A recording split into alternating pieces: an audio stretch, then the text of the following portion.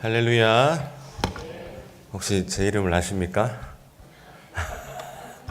제가 다른 어떤 교회에 가면 이름을 먼저 이렇게 물어보는데, 이제 우리 교회는 제 이름 모르면 간첩이 되겠죠? 자, 제 이름은 박춘석입니다. 촌스럽죠? 춘자가 들어가면 약간 촌스러움이 있습니다. 그런데 제 이름이 참 좋더라고요. 이게 촌발 날리는 게 좋다.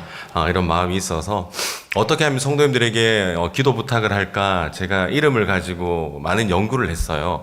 박춘석이라는 이름은 구수하지만 한번 기억에 남으면 평생 잊혀지지 않는다라는 제 이제 신념이 있거든요. 여러분 혹시 가요 좋아하십니까?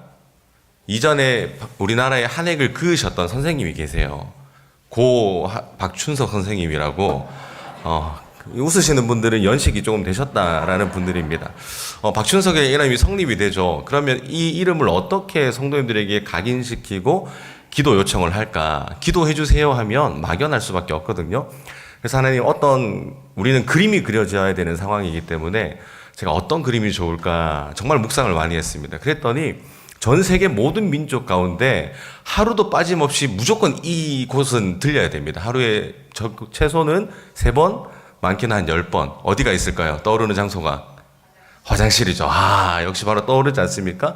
그러면 박춘석이라는 이름을 화장실 갈 때 뭐 하라는 거야? 이렇게 생각할 수 있는데 우리는 또 목사지 않습니까? 성경적으로 또 나가야 돼요. 제가 성경을 읽다 보니까 요나서 2장 7절에 보면 이런 말이 있어요. 요나가 물고기 뱃속에서 죽어갈 때에 여호와를 뭐 하냐면 생각해요. 그 생각이 성경에 기록이 뭐라고 되어 있냐면 그 생각이 주의 성전에 미쳤대요. 그러니까 생각이 뭐가 된 거예요? 뭐가 됐습니까? 기도가 됐어요. 그러니까 여러분 화장실 가실 때마다 누구를 생각해라? 아닙니다. 우리 이형국 목사님을 먼저 생각하시고 그 다음 저를 생각해 주시고 그 다음에 누구를요? 우리 부교육자들, 장로님들 그 다음에 또 누가 기억이 남으면 떠오르면 생각하시면 그게 기도라는 거예요. 우리가 이 자리에서 앉아서만 하는 게 기도가 아니라 생각이 기도입니다. 앞으로 평생 잊지 않는 화장실 갈 때마다 생각해어지는 분들이 많이 떠오르는 운하의 가족들 되기를 소망합니다. 제가 작년 무더운 여름이었습니다. 부산에서 교육자 부부 수련회를 했는데요. 첫날 저녁에 우리 조 차량에 문제가 생겼어요. 제 차에 문제가 생긴 거죠. 한여름에 에어컨이 고장이 난 겁니다. 차 안이 말 그대로 찜통이었어요. 에어컨은 완전히 멈췄죠. 창문을 열어도 여러분 시원함이 없죠. 바람 대신 뜨거운 열기가 차 안에 가득하게 밀려 들어왔습니다. 목사님과 사모님이 온통 땀에 찜통이 되어가지고 흠뻑 젖은 채로 하루를 마무리했어요. 그런데 문제는 다음 날이었습니다. 우리가 대구까지 다시 올라가야 되지 않습니까?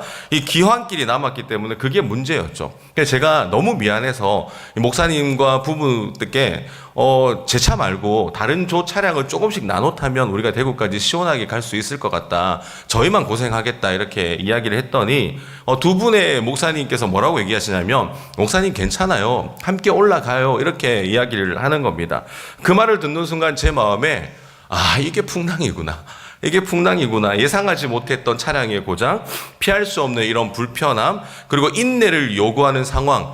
그날 차는 작은 풍랑이었습니다. 그 와중에 대구로 가기 위해서 버티기 위해서 우리가 어디를 갔냐면 이 기장에 가면 스타벅스 드라이브 스루가 있거든요.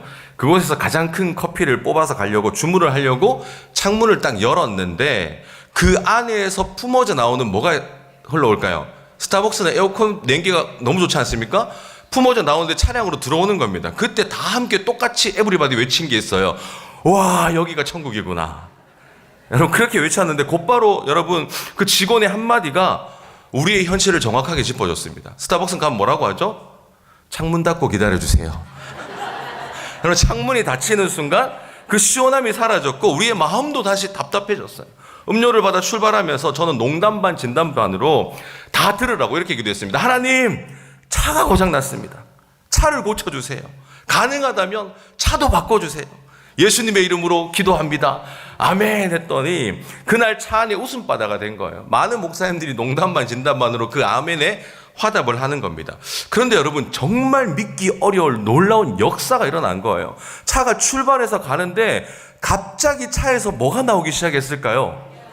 에어컨 바람이 나오기 시작하는 거예요. 근데 그 나오는 것이 무려 1시간 반 동안 지속되었습니다. 더 놀라운 거는 대구에 도착하자마자 에어컨이 안 나왔어요.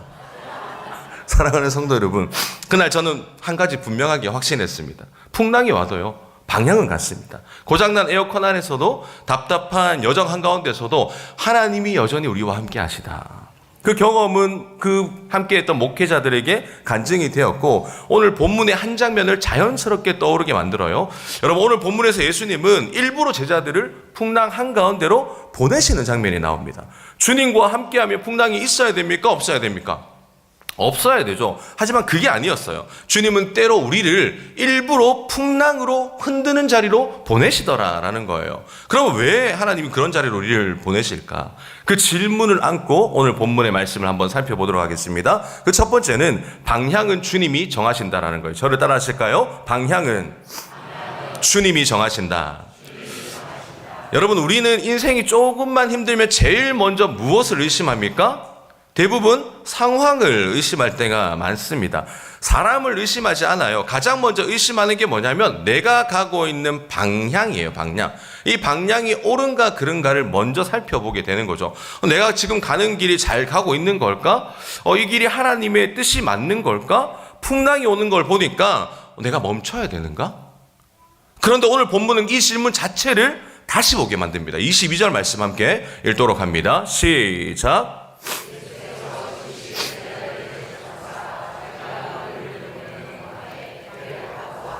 건너편으로 가게 하시고. 여러분, 제자들은 스스로 판단해서 바다로 나간 게 아니었어요. 예수님이 어떻게 보내셨습니까? 즉시 재촉하사. 원문 그대로 지적하면요, 등짝 스매싱 아시죠? 엄마들의 강력한 그 등짝 스매싱, 난리듯이 때리면서 보냈다는 거예요. 말 그대로 예수님이 어떻게 해요? 바다 한가운데로 밀어 넣으신 겁니다. 제자들은요, 선택지가 없었어요. 제자들이 용감해서 바다로 간 게 아닙니다. 모험심이 강해서 간 게 아니에요. 예수님의 말씀에 뭐 했으니까? 순종했기 때문에. 여기서 우리가 꼭 붙들어야 될 사실 하나가 있습니다. 제자들이 풍랑을 만난 이유는 불순종 때문이 아니었습니다. 오히려 뭐 했으니까? 순종했기 때문에. 그렇다면 우리 안에 이런 질문이 생기죠. 순종했는데 왜? 이게 우리를 가장 헷갈리게 만들어요. 우리는 마음속에 이런 공식이 하나 있습니다. 순종하면 일이 풀려야 돼요. 기도하면 길이 열려야 됩니다. 주님의 뜻이면 뭐든지 수월해야 돼요. 이런 공식 있나요, 없나요? 있죠. 저도 있습니다. 그런데 성경은 그렇게 말하지 않아요. 순종의 길 위에 무엇이 있었다라고 이야기합니까? 풍랑이 있었어요. 주님의 말씀 그대로 갔는데 무엇을 만납니까? 거센 바람을 만납니다. 사랑하는 성도 여러분, 풍랑이 왔다고 해서 방향이 틀린 게 아니라는 거예요. 때로는 그 방향이 주님이 정하신 길이기 때문에 풍랑이 오는 경우도 있습니다. 그렇다면 질문 하나가 더 생기죠. 예수님은 왜 제자들을 굳이 바다로 보내셨을까? 우리가 성경을 볼 때 앞뒤 문맥을 잘 보면서 성경을 봐야 됩니다. 여러분, 성경 앞에, 이 풍랑 사건 앞에 어떤 기적이 일어나죠? 오병이어의 기적이 일어나요. 사람들이 몰려들어요. 박수가 터져 나오죠. 환호가 쏟아집니다. 요한복음에 더 자세하게 기록하는데 그 말씀 찾아 읽겠습니다. 요한복음 6장 15절 말씀 함께 읽습니다. 시작. 임금으로 삼으려신 줄 아시고 다시 혼자 산으로 떠나가시니라. 여러분, 기적을 경험한 사람들이 예수님을 어떻게 삼으려고 했다고요? 임금으로. 이때 제자들의 마음이 어떻겠습니까? 예수님을 따르는 추종자들의 마음이 어떻겠어요? 들떴겠죠. 흥분됐겠죠. 이제 우리 되는 거 아니야? 우리도 이제 한 자리 차지하는 거 아니야? 요즘 말로 하면 청와대로 들어가는 거 아니야? 이런 마음이 들기 시작했습니다. 그런데 바로 그때 예수님은 제자들을 육지에서 떼어내시는 거예요. 박수 칠 때 떠나라는 말 들어보셨지 않습니까? 그 장소에서 벗어나 박수 쳐주지 않는 바다로 하나님이 밀어 넣으십니다. 왜냐하면 예수님은 박수 속에 있는 제자들보다 방향을 붙들고 서 있는 제자들을 원하셨기 때문이에요. 사랑하는 성도 여러분, 방향은요, 감정으로 정해지는 게 아닙니다. 지금 기분으로 정하는 것도 아니고 상황이 좋으냐 나쁘냐로 결정되는 것도 아닙니다. 방향은 오직 주님의 말씀으로 정해질 줄 믿습니다. 예수님은 제자들에게 건너편으로 가라 라고만 말씀하지 않으셨어요. 무리가 한호가 있는 육지를 떠나 아무도 알아주지 않는 바다로 보내셨습니다. 이건 단순한 이동이 아니에요. 방향의 문제죠. 우리는 육지는요, 눈에 보이는 뭐가 있죠? 성공이 있어요. 성공. 사람들이 몰려오죠. 환호가 있죠. 이제 됐다라고 하는 그 확신이 있었습니다. 반면 바다는요, 아무도 알아주지 않습니다. 박수도 없고요, 성과도 없고, 오직 뭐만 남았냐면 노젓는 수고만 남아있어요. 그런데 예수님은 제자들을 될 것 같은 자리에 두지 않으시고 믿음이 필요한 자리로 방향을 전환하세요. 이 부분이 정말 중요합니다. 어떤 자리에 두지 않으신다고요? 될 것 같은 자리. 그리고 어떤 자리로 이끄신다고요? 믿음이 필요한 자리. 여러분이 지금 서 있는 자리는 될 것 같은 자리입니까? 아니면 믿음이 필요한 자리입니까? 한 번쯤 생각해 볼 수 있는 여러분들의 이 아침이 되기를 소망합니다. 예수님은 성공한 제자들을 만들고 싶은 게 아니셨어요. 끝까지 방향을 잃지 않고 이 주님의 길을 걸어갈 제자를 만들고 싶었던 거죠. 그래서 예수님이 정한 방향은 늘 편한 쪽이 아니라 마음이 흔들릴 수밖에 없는 쪽. 그러니까 자기 확신이 무너질 수밖에 없는 쪽. 결국 말씀 아니면 붙들 게 없는 자리로 우리를 인도하신다는 거예요. 신앙의 방향은요, 진짜 맞는지 확인하는 방법이 뭘까요? 상황이 잘 풀리느냐가 아닙니다. 마음이 편하냐? 그것도 아닙니다. 오히려 말씀 아니면 설명이 안 되는 자리에 서 계시다면 그 방향은 틀리지 않았을 가능성이 굉장히 크다는 거죠. 지금 제가 서 있는 자리도 마찬가지 아닙니까? 말씀 아니면 설명이 안 되는 자리예요. 그 자리에 제가 서 있습니다. 제가 운하교회를 오게 되고 이 귀한 자리를 섬길 수 있는 것 자체가 말씀 아니면 설명이 안 되는 자리이기 때문인 거예요. 제자들도 지금 그 자리에 서 있습니다. 스스로 선택한 길도 아니고 의논해서 정한 방향도 아닙니다. 예수님이 보내셨고 예수님이 정하셨고 그래서 예수님 말씀 아니면 설명이 안 되는 자리에 지금 서 있는 거예요. 그런데 바로 이 지점에서 두 번째 질문이 생각이 나는 거죠. 그 방향 위에서 제자들이 감당해야 했던 현실은 뭐였냐라는 거예요. 저를 따라 하시겠습니다. 주님은 풍랑 속으로 오십니다. 24절 말씀 함께 읽겠습니다. 시작.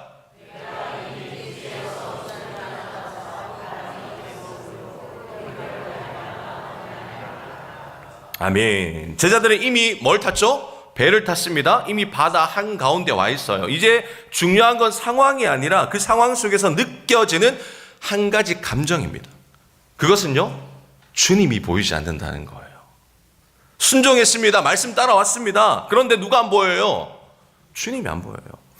이 시간이 제자들을 가장 힘들게 만드는 시간이었습니다.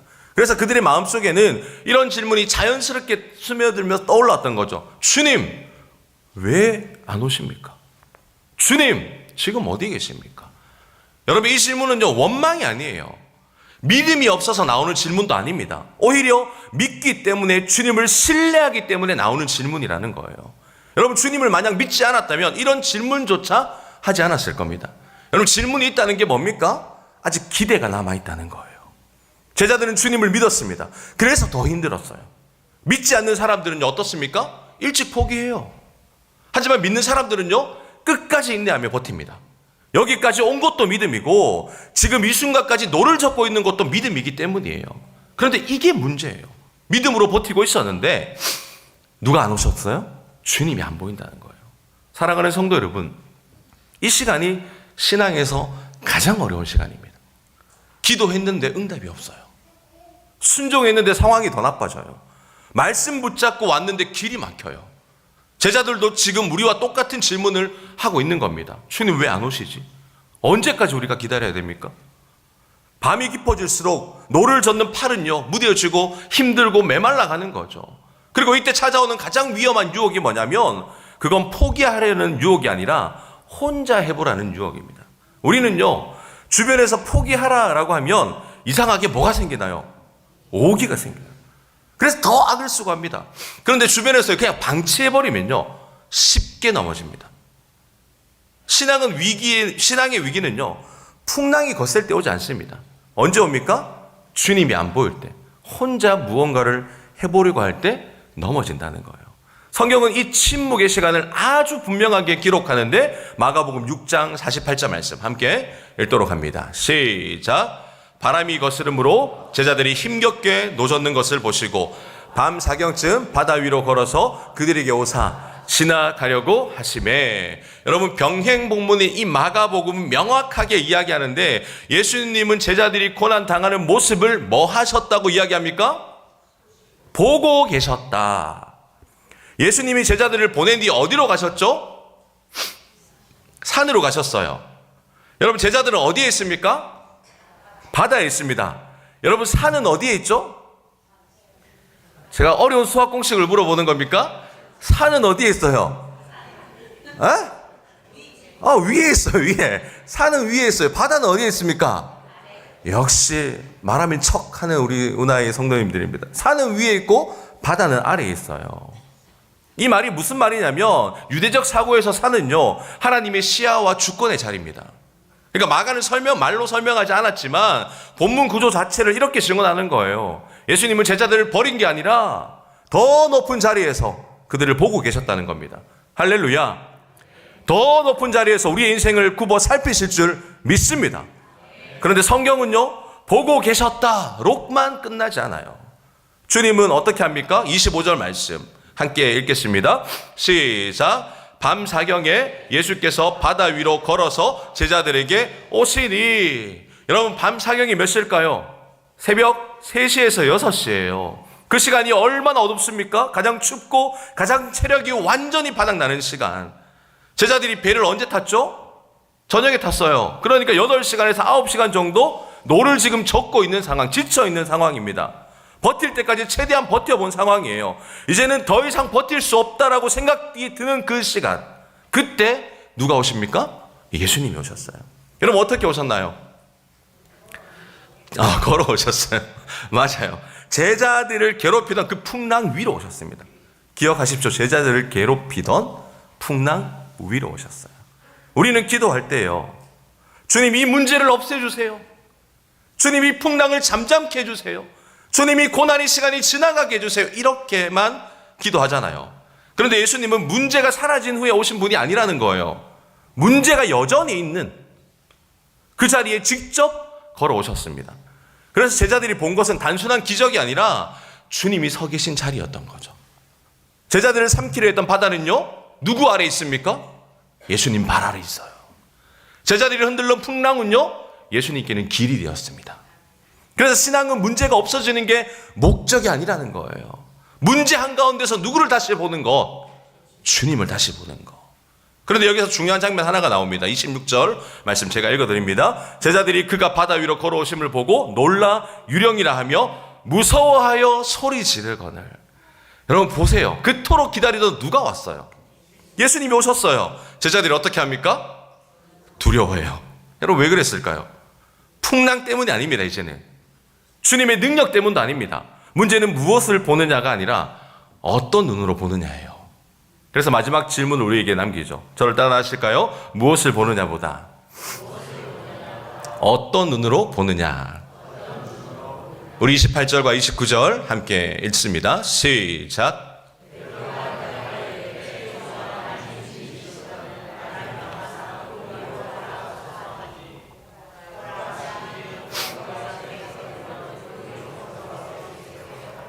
아멘. 지금 우리는 참 이상한 장면을 하나 보고 있습니다. 제자들이 그토록 기다리던 예수님이 오셨는데 그들이 뭘 하지 않아요? 안심하지 않아요. 오히려 더 크게 소리 지릅니다. 자, 여러분 본문을 자세히 보세요. 예수님이 오신 게 곧바로 문제 해결이 되었습니까?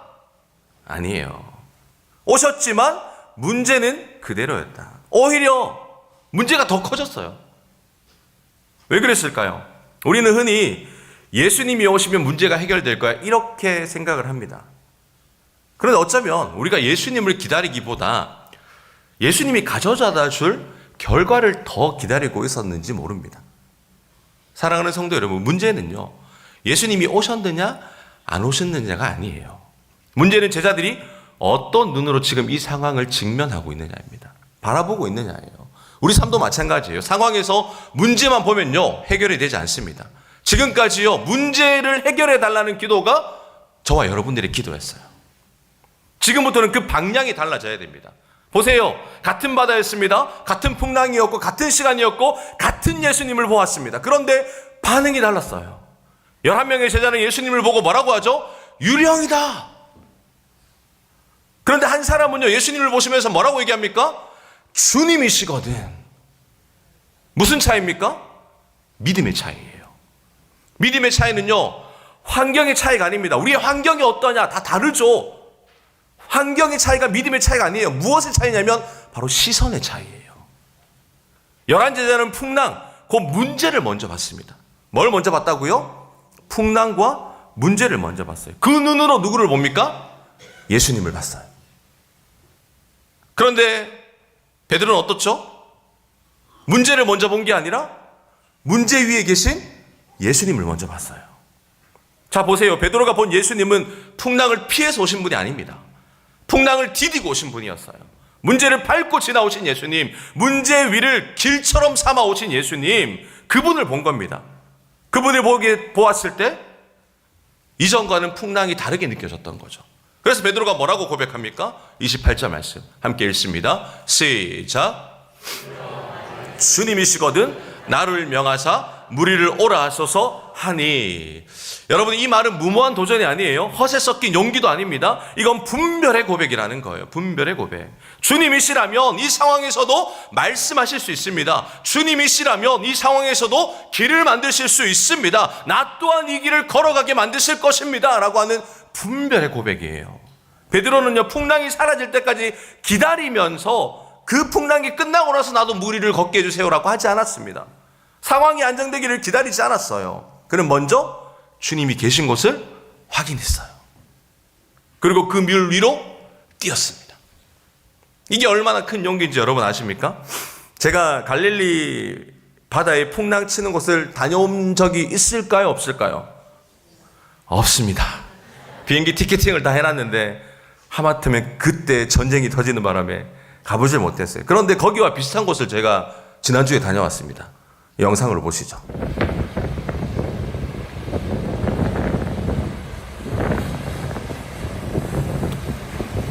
네, 꺼주세요. 저기가 어딜까요? 안 가보셨어요? 저기가 어딘가요?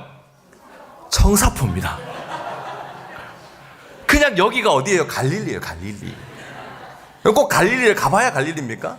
그냥 바다 보면 그냥 갈릴리예요. 여러분, 제가 이 영상을 찍기 위해서 갔다가 실험을 한번 해봤어요. 예수님이 있다? 준서가 예수님이 있어? 제가 한번 뛰어나가보자. 그날 파도가 엄청 많이 치더라고요. 여러분, 제가 뛰었을까요? 안 뛰었을까요? 저는 안 뛰었어요. 여러분, 저는 못 뜁니다.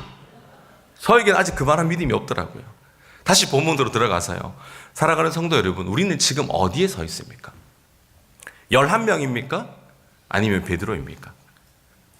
지금도 우리가 직면하는 문제를 보며 예수님을 부르지만 두려움은 줄어들지 않고 왜 내 인생은 이 모양일까?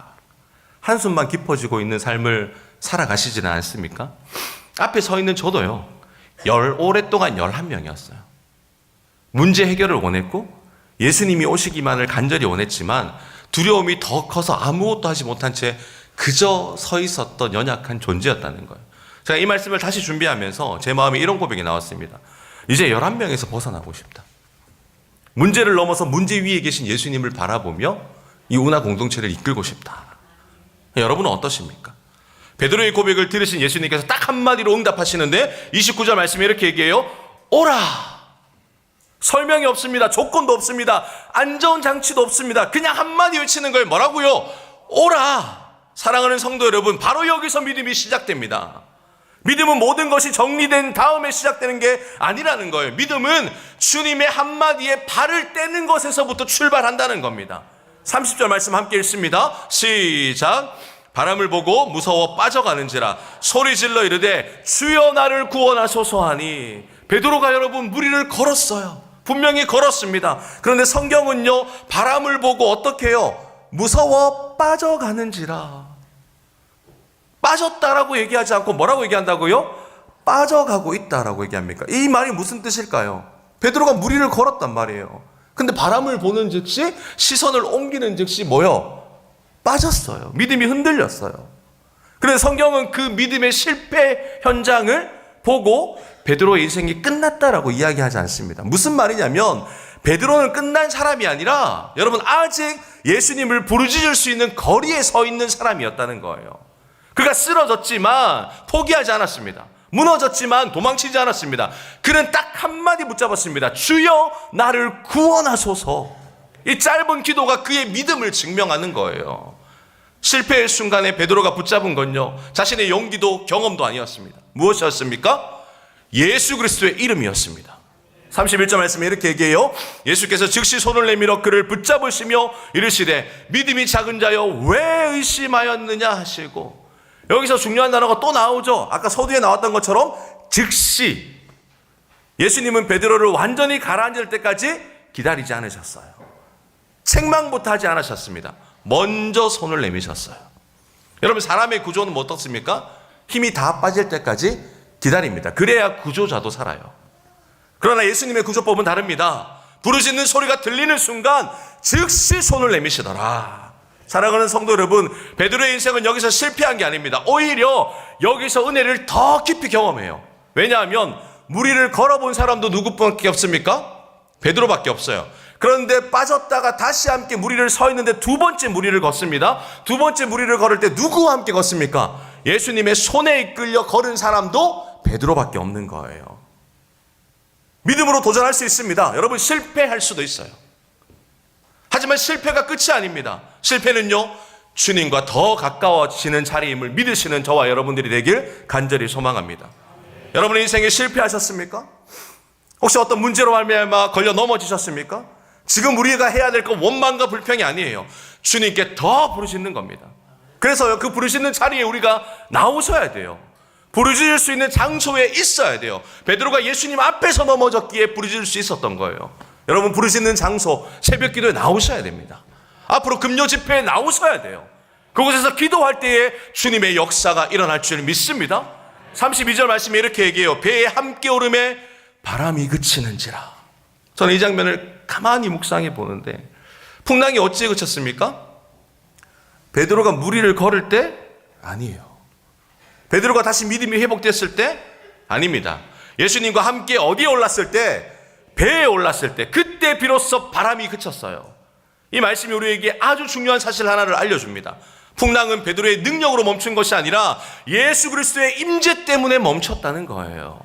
사랑하는 성도 여러분, 우리는 자주 착각해요. 내가 더 단단해지면, 내 믿음이 더 굳세지면 문제가 없어질 거야. 그런데 성경은 그렇게 말하지 않습니다. 풍랑은 우리가 강해져서 멈추는 게 아니라 예수님과 함께 배에 오를 때 멈춘다는 사실을 잊지 않는 여러분 되시기를 소망합니다. 우리가 직면하고 있는 그 수많은 어려운 가운데 예수님의 임재가 덮여지면 그 문제가 해결받고 고침받을 수 있다는 거예요. 33절 말씀 함께 읽습니다. 시작.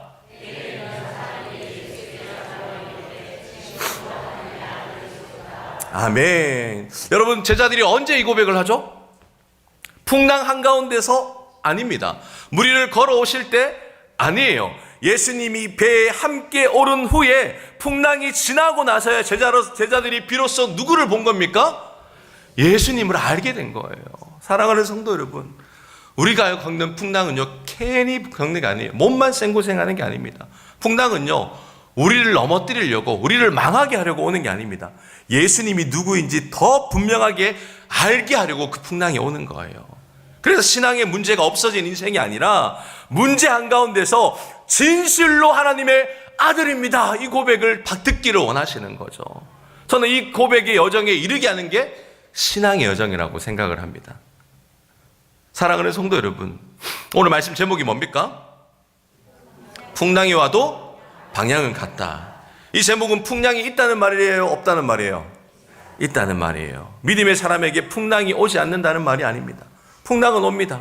예상하지 못하는 순간에 우리가 순종했다고 생각하는 그 길 위에서 풍랑이 온다는 거예요. 하지만 성경이 명확하게 얘기합니다. 풍랑이 와도 방향은 바뀌지 않는다는 거예요. 제자들의 배는 흔들렸습니다.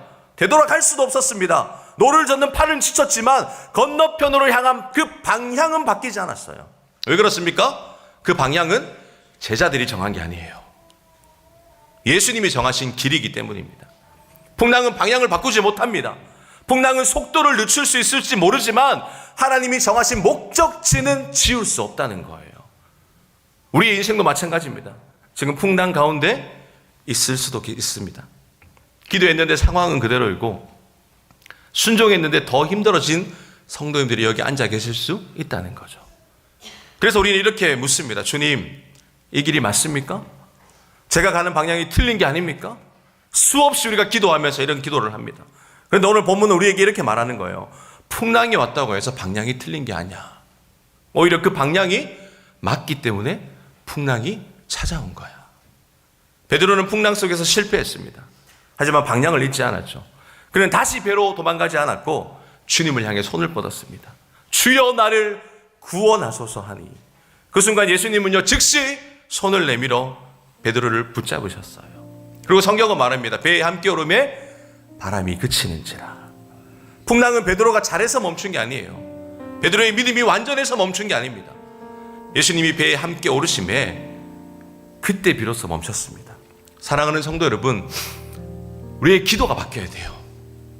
풍랑을 없애달라고만 기도하지 맙시다. 방향을 여러분 의심하지도 맙시다. 오늘 우리가 붙잡아야 할 기도가 뭡니까? 주님, 이 풍랑 속에서도 제가 가는 방향이 맞다면, 주님 안에 있다면 끝까지 이 길을 가게 해주십시오. 우리의 믿음이 흔들리지 않게 도와주십시오. 여러분, 풍랑이 와도 방향은 같습니다. 왜냐하면 우리를 부르신 분이 주님이시고 오늘도 우리를 이끄실 분이 주님이시고 그 여정 가운데 함께 오실 분이 주님이시기 때문에 오늘 이 예배를 마치고 우리는 각자의 삶으로 살아가 또 한 주를 살아갑니다. 풍랑이 완전히 멈추지 않아요. 하지만 괜찮습니다. 방향이 주님께 있다면 그 길은 반드시 목적지에 도달하게 될 겁니다. 제가 운하교회 부임을 하면서 첫 번째 설교 뭘로 할까? 사실 걱정하지 않았습니다. 고민하지 않았습니다. 첫 번째 설교가 정해져 있었기 때문이에요. 제가 여러분 왜 이 본문으로 여러분 앞에 설교를 한지 압니까? 사실 이 설교는 그토록 기도하셨고 바라셨던 저희 어머니가 살아계실 때 처음으로 들었던 아들의 설교였습니다. 제가 전도사 시절이죠. 투박하고 다듬어지지 않았던 아들의 설교를 병상에서 들으셨어요. 영상으로. 그리고 딱 한마디 저한테 해주셨습니다. 우리 아들 설교 잘하네. 여러분 정말 잘했을까요? 아닙니다. 그런데 저는 그 말을 아들 설교로 많은 영혼을 치유하는 사역자가 돼야 돼. 잘 준비해. 이런 엄마의 유언처럼 들렸던 거예요. 그래서 어떤 교회를 가도 첫 번째 설교는 이 본문을 가지고 합니다. 왜 그럴까요? 방향이 흔들리지 않기 때문이에요. 더 잘할 수 있는 본문도 있겠죠.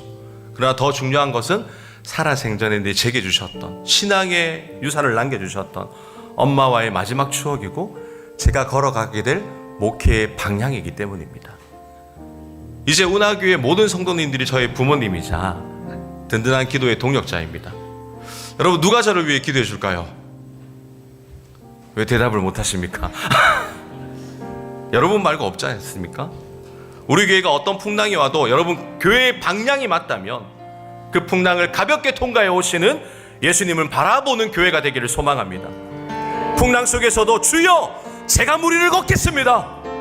그렇게 고백할 수 있는 저와 여러분들의 인생이 되기 원합니다. 26년도를 출발하고 시작하는 지금 이 시점에 많은 어려움들이 찾아오겠죠. 하지만 하나님, 올해 어떤 풍랑이 와도 주님과 함께 이 길을 걷겠습니다. 그 믿음의 선언을 할 수 있는 운하의 모든 가족들이 되어지길 예수님의 이름으로 축원합니다. 우리 말씀을 기억하면서 찬양하며 나아가겠습니다. 주님 나를 부르시니 주님 나를 부르시니 아멘. 두려움 없이 내서 나아가리라. 주님 나를 부르시니 주님 내게 오라시니 주님 보고 계시기에 의심치 않고 바다를 걸어가리라. 주님 보고 계시기에 주님 여기 계시기에 주님 여기 계시기에 주님 여기 계시기에 이 깊은 바다가 반석이 되고 주님 여기 계시기에 반석이를 내가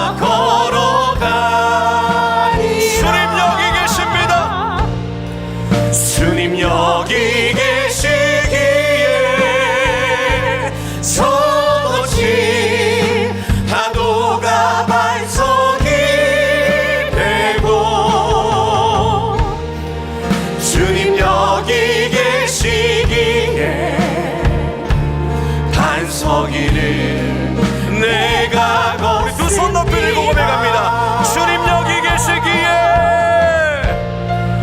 주님 여기 계시기에 일 깊이 하다가 반석이 되고. 아멘. 주님 여기 계시기에 반석이를 내가 걸어가. 이것이 우리의 믿음이요, 이것이 우리의 고백입니다. 주님 여기 계시기에 저곳이 파도가 반석이 되고. 주님 여기 계시기에 반석이를 내가 걷습니다. 이 시간 우리 한 말씀을 기억하면서 함께 기도하겠습니다. 여러분, 지금까지는 우리가 풍랑만 봤습니다. 지금부터는요, 풍랑이 와도 방향이 흔들리지 않게 도와달라고 기도하시지 않겠습니까? 지금까지는요, 우리 앞에 사여진 문제만 봤습니다. 지금부터는요, 문제가 사라지기만을 기다리는 신앙이 아니라 풍랑 위에 계신 주님을 바라보면서 끝까지 우리의 시선이 주님께 고정할 수 있는 우리의 믿음이 되게 도와주시옵소서. 하나님, 오늘도 신음하고 있는 백성들이 있습니다. 이 시간 여러분, 주님이 여러분 앞에 있습니다. 주여 나를 불쌍히 여겨 주시옵소서. 그 기도를 들으시고 응답하실 그 하나님께 우리 주님 한번 간절히 찾고 기도하며 나아가겠습니다. 주님 찾습니다. 주여.